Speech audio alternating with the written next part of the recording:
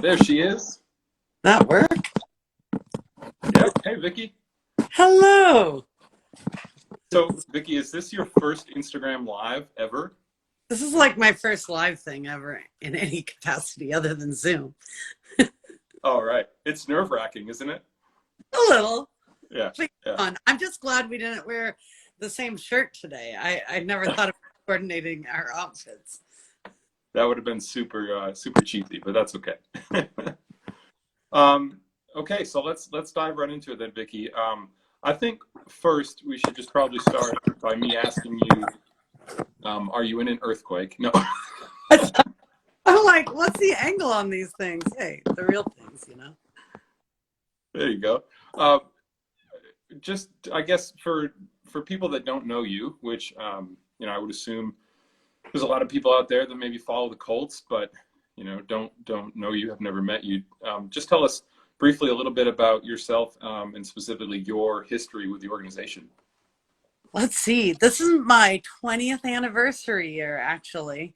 I'm just coming up on. I never imagined I'd stay at the Colts this long, but it's been a fun ride. Um, it's actually kind of funny because my grandma took me to Music on the March, the Dubuque Home Show, when I was 4 years old, and so I went to like 14 years of DCI in Dubuque, Iowa, before I was like, hey, I think I might want to do this thing. And I became a band director, and then I actually bought instruments from the Colts, and that's when someone was like, hey, you want to help out? And I'm like, sure. And one thing I've really loved, even then and now, is the Colts board has always really had if you see it, they believe in it. Where a lot of places in the world you get a we'll believe it when we see it attitude. And that's something I've loved, that the Colts are that if you see things, they believe things. So, Awesome, awesome. And you marched. oh, I was a baritone player. I'm actually really a clarinet player, and I used to be good at clarinet. I'm not. I was fine at baritone. I was fine enough to earn a position in the Colts. I marched 2 years, and I never did age out. But Awesome. Well, it's cool to have a director that has such a history with the Corps, and then your husband Jeff, of course, has a whole nother history with the Corps. So it's a cool thing. So let's just take a step back for a second, because obviously this is what's coming up here for us this summer is the first time we've done drum corps in almost 2 years, really, which is crazy. But let's just take a step back to a year or so ago, now over a year, when the world shut down, right? Or did it shut down? And we were talking about that yesterday. But what has it been like for the Colts organization and then you yourself over the last 12, 13 months, and what has transpired to get us to where we are today? it's kind of funny to flash back because I mean, my pause I always have is just the amount of stress I feel like we've all been under, even though it's just a very different stress than what we'd normally have on a summer tour. And I think when we go back to last year, I mean, the cancellation of the DCI tour felt devastating. And really our thoughts at that moment turned to, like, how do we care for our students? How do we care for our staff? How do we care for our activity? And we had to just invent. I guess we've just been constantly reinventing manners of approach, just hoping that students can maintain skills, staff members can maintain, artists can maintain employment, our activity can continue on. And some of it goes back to me relative to, I really believe that what we do in drum corps, like, and the education we provide makes the world a better place, right? We make communities better by making people better. And it all goes back to those individuals. So it was, I mean, we're really normally focused on these large group dynamics. So we're trying to focus then in this virtual world on individuals inside a large group. So I I'm proud of what we did to maintain activity. So at the Colts, we never stopped. Like, Mike, how how long did it take? We invented a homeroom that last summer's program in like 2 weeks. It was a lot. But It it was, was, yeah. It happened so quickly. Yeah, I'm still really impressed with how quickly we were able to do that. and then last fall too, so then we created the red zone to kind of, especially in the uncertainty at the time. So everything we've been doing, we've had to be like, okay, does this take care of plan A, plan B, and plan C all at the same time? And so I felt good being creative enough just to keep things going and work towards a summer tour. And I still use the slang words, right? Like tour, like we are very much going to be in like very limited locations, right? But we can still continue on with a lot of the things that we've always wanted to do. So I guess the first 6 months, if I look through the last year, we did about 6 months of let's reinvent everything. And then 6 months worth is, okay, if we were going to do this, how could we do this as safely as possible? Like, and just staying in tune with like public health safety measures, CDC recommendations, our peer organizations, like just checking in on everyone, making sure everyone has a good understanding of those things, then relaying that detail. There's still a tremendous amount of work to do, but yeah, it's been a ride, that's for sure. But I'm ready to get back to business.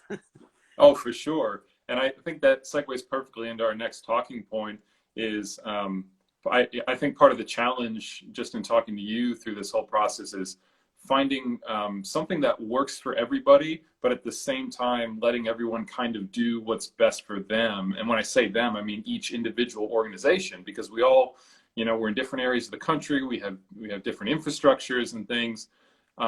So looking forward to this summer, there's a lot of drum corps that are doing something. There's some drum corps that aren't coming out, maybe doing some in-state kind of stuff. So what specifically are the Colts doing this summer in terms of rehearsing or performing or really anything? Well, first, I really need to credit and accolade our caption heads, designers, and our instructional teams at the Colts, because their agility to be able to go, okay, how can we do this in the way that serves our students? And it was really from the caption heads, Chad Miller, Josh Nelson, Jack Borland, and Fernando, that Rodriguez drove home let's find out what our members want. And one thing we learned we did a survey and a detailed evaluation of our homeroom program. And from that, we understood that our specific members of the Colts really wanted as traditional of an experience as possible. So when we set out for Colts, it's like, okay, how can we make this feel as normal as it might normally be? And so that's where we get into okay, if we get together and we make great music together, and one of the exposures being travel, right? So can we do drum corps while minimizing the travel we might normally have? I mean, we are blessed by our geographic location. There's a lot of corps near us. Indianapolis is a day trip away, for example. So that lends us at the Colts some opportunities. So I expect it to feel like during our training timeline, like a very traditional drum corps experience, and just the musical gains, the visual gains, the strength and physical fitness gains, those things will all be there. We've designed a custom show just for this year that helped us keep our designers employed, and gives the students our members something to be very excited about. It's not just, it's unique to this corps this season. And I'm really excited to get that out in the world. But in the meantime, I need to refer to we're going to replicate the experience for our members that we can inside training. It's not we won't have the same number of come visit, come bring cookies, we have to be inside a bubble to protect our students and our staff, our volunteers. And we need to do a lot of things to keep everyone as safe as possible during that timeline. We believe we have secured testing. We are planning on wearing masks, all those sorts of things that we need to do to keep ourselves safe. But essentially, 4 week spring training. So we're moving in around July 1st. We're going to wrap up at the at Drum Corps International in Indianapolis, and we'll be done with our season on August 15th. So it's 6.5 weeks for us, and 4 weeks of training, and then a few weeks, about 2.5 weeks of 10 performances, give or take. And it kind of sounds like Drum Corps. It does. I mean, it's obviously a shorter season. We usually move in Memorial Day time, so it's maybe 4 or 5 weeks shorter. But I think that's one of the things that we're excited about as a staff, and the students are excited about. Going back to your point of, like, it's, for all intents and purposes, it's Drum Corps as Drum Corps has always been, and you know, we've made the best out of it, which is really exciting. Oh, I was going to say, what I've really liked when we do our Zoom sectionals, so we've been having a sectional every month. We've really lessened the off-season demands relative to, you know, what, it's not a full weekend in Dubuque right now, right? So we are doing these Zoom sessions for brass and for all the sections, brass, percussion, guard, and then visual has their time also with each group. And but when I go through you can see I mean, even I get choked up, but you can see the excitement in people's eyes when you hear that, like, score for the first time, when you see the drill. This weekend, we get to introduce the drill to members, and I'm really excited about that. But it's just when you get back into, like, what that is and doing something together, that's what's keeping me going. So Absolutely. So the summer, for all intents and purposes, is upon us. I mean, May 1st is right around the corner, and we are 2 months away from moving in, which I know, as I say, gives you panic. But you know, some potential members might still be kind of waiting to see what the summer looks like before they sign on to a Drum Corps.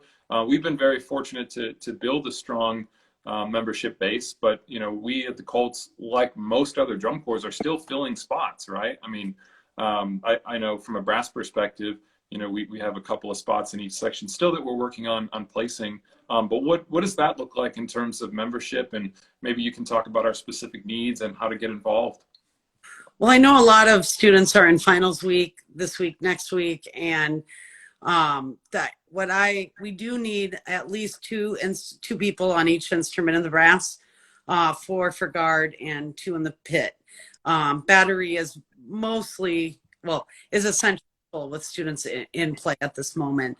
But you know, because lots of people's lives have been in flux, right? That's where, you know, until, like, there's going to be this ebb and flow, and people who change their minds, and lots of people are in lots of different emotional states, and that's just fine. In a normal year, it'd be really late to join a Drum Corps.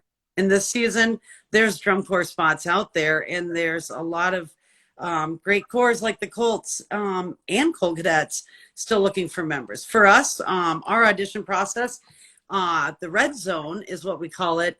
That's where Colts and Colt Cadets get their start. So I'm really excited about those tools that we've built.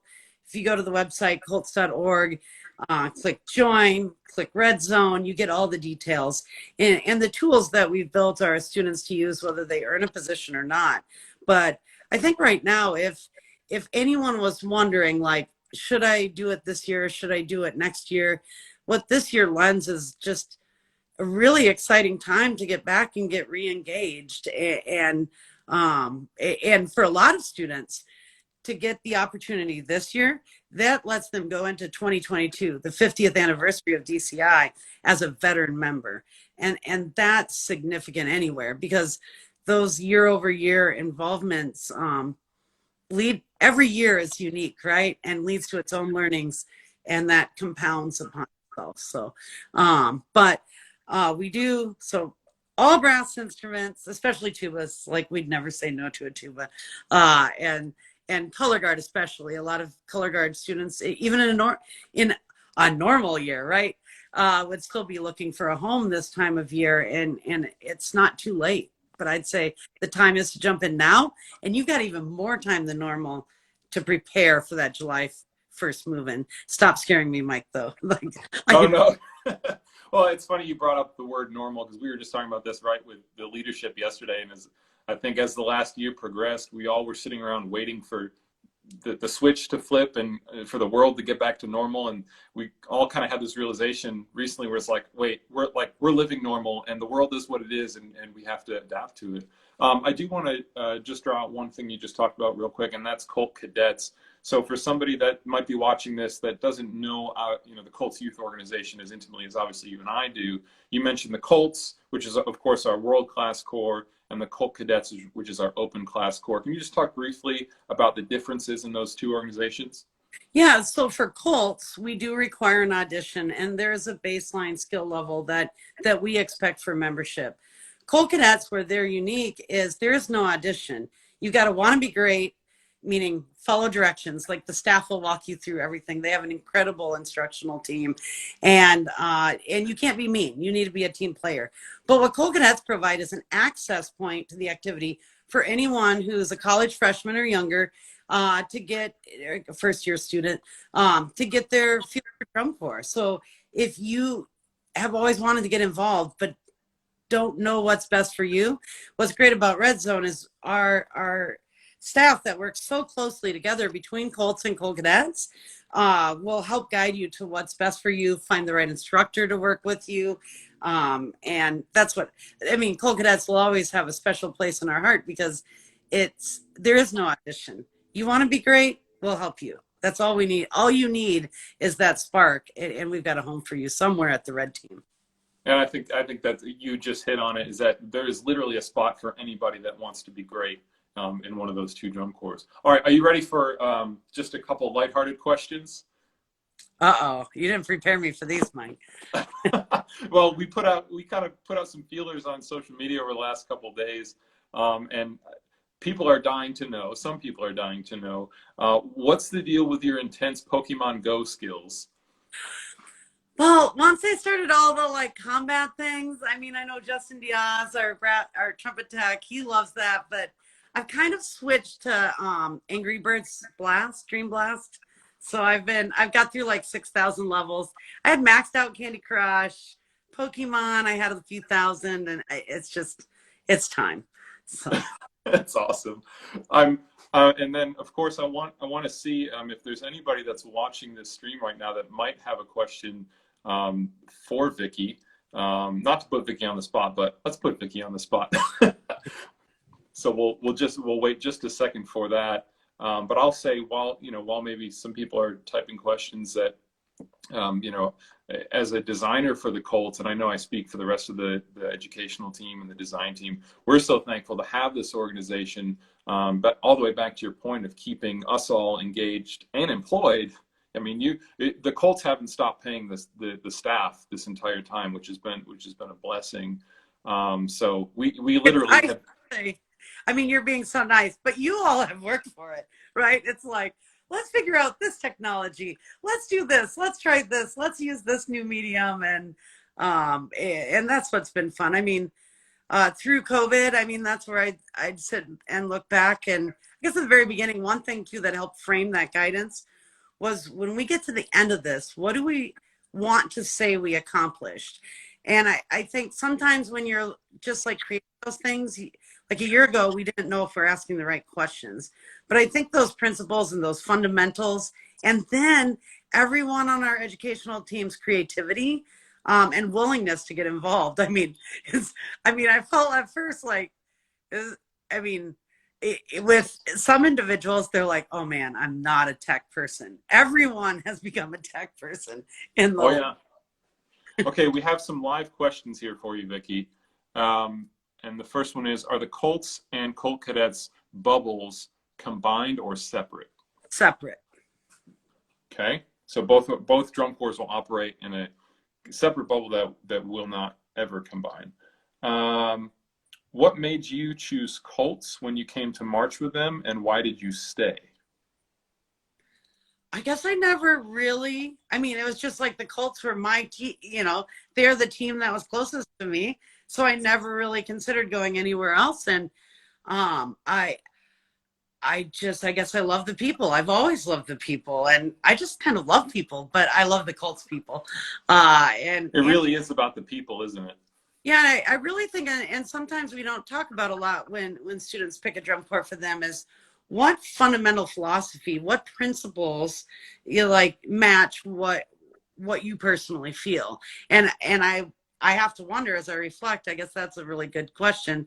I think it was just always a really good fit for me philosophically, even as a student. And a lot of those fundamentals probably were ingrained in me in a way now that it's still a part of it. I mean, the Colts 20, 30 years ago, a lot of the sayings and mantras are still what we teach now. I mean, and again, here's a good one, Mike. Through the whole pandemic, right? We say all the time on tour, we'll deal with a lot of inconveniences, but very few problems, rarely a problem. And so that's where I think our approach to COVID has just been like this pandemic it's been a severe inconvenience. To say the least, right? Yeah, but it's not a problem. Yeah. We'll figure it out. So that question was from Nick England. This next question comes from CJ Parker, and he wants to know, Vicki, how do you feel about the show, and what does the show this year mean to you personally? What's really fun about this show is we're able to take risks in a non-competitive season we might not normally take, right? So we can have a lot of fun with that. We've got a lot of tricks up our sleeves. So I'll leave it at that. But what I really like is the connection, leap of faith to just all the planning we had to do to go into this season, potentially, even the planning we're doing now. There's a leap of faith that things will play out in the way we intend them to. So that's what I love. But making sure this music is going to be more accessible to a wider variety of audiences than what we might normally do. And I also think that makes it a really fun time for the students. Hopefully, if we have global improvement, and our audience sizes can expand, the opportunity to have just stadiums full of people that love people. I mean, that slightly terrifies me when I say that right now, right? But if everything's improved and our members are safe and we can ticket our events even more than 50%, which is what we're like basing things on right now, those opportunities to bring crowds on their feet, I'm really excited about that. And then what else was I going to say? Oh, and just again, credit the designers that so creatively can write really cool stuff that's still demanding for our members, educationally appropriate, but everything's accessible and achievable. And if you go back to our initial design, the designing process before we came up with Leap of Faith, it was what is the most accessible and achievable show we can come up with, and that's why I'm excited to share it. Absolutely. And I will just say, we're going to have our program coordinator, Don Click, on a live session, I think literally 1 week from today. So we'll get into more of the nitty gritty of that. But what I really enjoy about the program is, you kind of alluded to it, the wider array of musical genres that we're using. I mean, there's something in this show for pretty much everybody, which is kind of cool. Got another question here from Nemo Swimming. Hi, Nemo. What made you want to specifically go back and work at the Colts? We'll leave it at that. I guess here's a funny thing too. If I'm working with students, so this is a common question. Like, working for a drum corps is not a job you like go to the want ads and look for, right? So I kind of found the Colts back. It wasn't like I ever said, "Hey, I want to do this." And what I did know, though, when you go back to the principles that drive you and not being scared to seize an opportunity, even if you don't feel ready for that opportunity, where it was, I knew I wanted to be involved in artistic programs, musical productions, where students were really invested in what they were doing, that there is a higher level of commitment. And I love school, teaching public school. I love just that public school environment. But a lot of times too, it can be people's right to be in the program. And so that's where I like having a program where we can have, where people are drawn to it specifically and there's a high demand and people rise to that occasion. I also really like making sure that everyone's supported along the way in achieving those. But what I again, though, if I go back to at the Colts, if it was just Colts and there wasn't Colt Cadets, I might not have had the same opportunity that I had 20 years ago. And so taking a risk was worth it. It was worth it. It's been fun. Absolutely. The pandemic hasn't been all my favorite, but it has been really fun getting to know the other directors and getting to know people in a different way. So that's cool. All right, last question before we wrap this up. Drum corps is obviously a competitive activity by nature, right? That's how it started. Somebody asked, Drummer Boy 3609 asked, will the season still be competitive? We will not be judged and ranked competitively. Is not competitive like a traditional season. Now our drum corps joke is, Mike, we're always competitive. We call it winning off the field. And so maybe not in the way that we've known it. We're excited to get creative with some different opportunities. We still want our members to get feedback from professionals, from judges, in some way. So while we're not scored and compared to our peers, we are going to celebrate the opportunity to get back to the field together.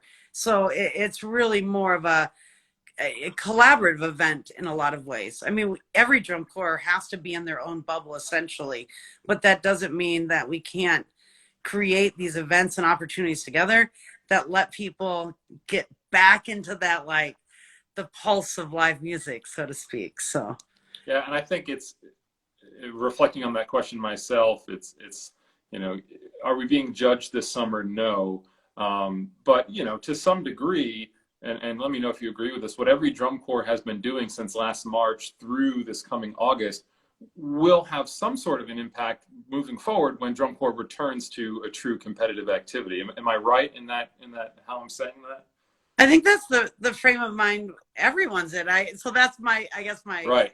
I hope this comes across appropriately on a live event like this. But we were laughing even between directors where it's like, we're always competing. It's like, what? It's not just about 2021. It's about 2022. It's about 2025. And I mean, if I could turn it back on you, Mike, and go, I bet you, I mean, is there any part of you that ever said you'd put anything less into this show than any other show you've done? No, in fact, I think I've probably found myself more invested in this product than most any product I've ever worked on, just because to me personally, this summer is about survival of not just the Colts, but the activity and making sure that it has longevity moving forward, not just to 2025, but to 2035, right? I mean, it would have been really easy, the path of least resistance for us all just to kind of go, you know what? We're not going to be able to do this, but we found a way. So yeah, it's definitely been a mission for us, all of the entire design team, to make sure that this product is absolutely what it needs to be. I see Jason Schubert is on here, and I have to credit him for clap, clap, clap, winning off the field. Oh. Love you, Jason. All right. Well, Vicki, I certainly appreciate you joining us, and I know the interweb feels the same way. So we would encourage anybody that is either watching the stream live or watches this later when it's posted after the fact to feel free to shoot us a message with future questions via our website. And again, if you're interested in performing either in the World Class Corps Colts or the Open Class Corps Colt Cadets, go to www.colts.org and click that join link. So Vicki, thank you so much. You're awesome. Thanks for doing this. Have a good night. All right. Have a good night.